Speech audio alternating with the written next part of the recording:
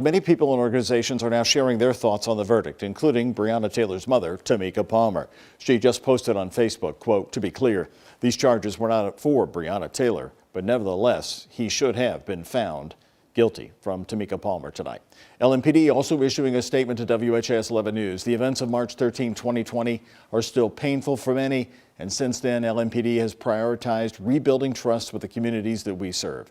Goes on to say LMPD respects the judicial process and also recognizes that there are still potentially more proceedings that may be held on this case and will not provide further comment at this time. Louisville Mayor Greg Fisher with a strong statement out about the verdict, writing on Twitter, quote, "While I appreciate the work of the jury, today's decision adds to the frustration and anger of many over the inability to find more accountability for the tragic events of March 13, 2020.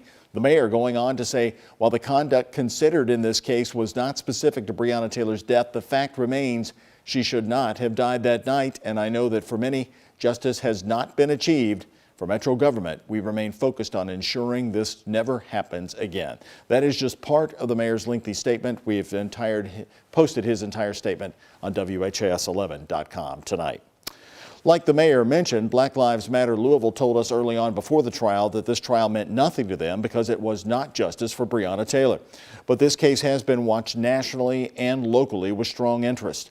An activist we talked with this afternoon says the fact that it wasn't actually directly about Breonna Taylor makes it hard to digest. I mean, I think it was important that Hankison shot wildly and endangered everybody in the area. But I just feel like that wasn't the issue. Other protest leaders are going to be holding a news conference to talk about the opinion. That is coming up at 7 o'clock tonight. The WHAS 11 night team will be there covering it for you. Their comments coming here at 11 on the night team. We've also been talking to a legal expert here in Louisville to get this part of the reaction. Sam Markison, a U of L law professor who has followed the Breonna Taylor case closely, is warning to be careful making sweeping judgments about this verdict. But it's hard for him to understand this outcome. I won't lie. I find the verdict a little bit hard to understand, and I find it disappointing.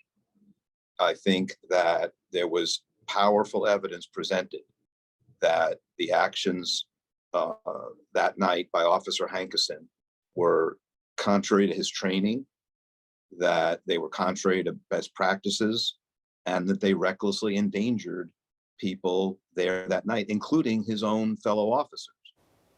Sam Markison going on to say that this most likely will be the end of state criminal charges that Hankison will face, seeing as that would be double jeopardy.